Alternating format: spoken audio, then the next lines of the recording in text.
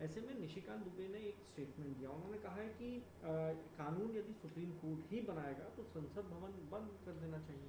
देखिए, supreme court के खिलाफ इस तरह के जो वक्तव्य लगातार आ रहे हैं, मैं समझता हूँ ये दुर्भाग्यपूर्ण है। कोई भी सरकार रही हो, कभी भी किसी की भी सरकार रही हो, कहीं उसका मनमाना वो होता था तो कोर्ट से रिलीफ मिलता था। कोर्ट ही संविधान के संरक्षक के रूप में कार्य करने का काम।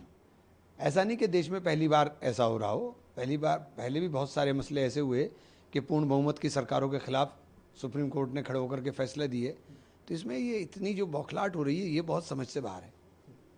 सर, नेशनल हेराल्ड काफ़ी विवाद चल रहा है, कांग्रेस ने मीटिंग भी बुलाई हुई है, अनुराग ठाकुर जैसे तमाम और नेता जो हैं वो बार बार।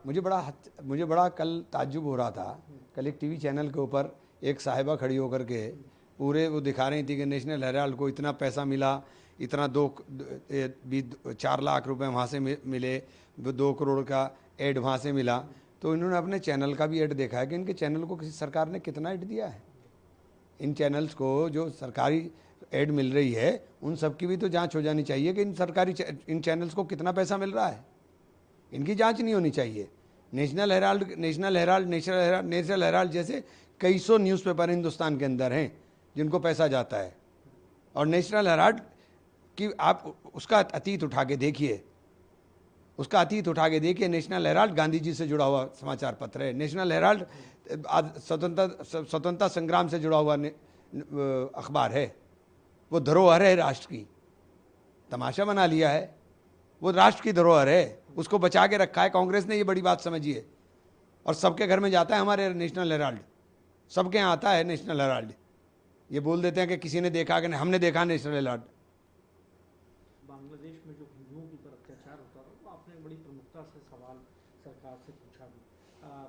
एक और घटना सामने आई जब बांग्लादेश के अंदर ही एक हिंदू प्रमुख एक नेता हैं भावेश चंद्र रॉय, उनकी हत्या कर दी है। कांग्रेस पार्टी ने आज इसका कंडेम किया है, सवाल खड़े किए हैं प्रधानमंत्री मोदी पर। आप कैसे इस घटना को देखते हैं, क्योंकि इससे पहले भी हिंदुओं के ऊपर बांग्लादेश में अत्याचार हुए?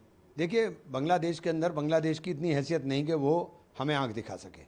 यह कहीं ना कहीं हमारे प्रधानमंत्री जी को सख्ती के साथ बात करनी चाहिए कि बांग्लादेश के अंदर हिंदुओं पर हो रहे अत्याचार बंद हो, और हमें कूटनीतिक रूप से सख्त फैसला लेना चाहिए। 4-5 अब लोगों ने वहाँ पलायन के बोर्ड लगा दिया, अब इसको राजनीतिक रंग। देखिए, ये इनका एजेंडा पूरे देश में यही चल रहा है। अरे तुम्हारी सरकार, इतने कमज़ोर हो गए क्या तुम हैं?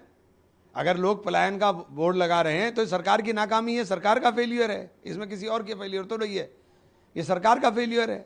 सरकार को देखना चाहिए।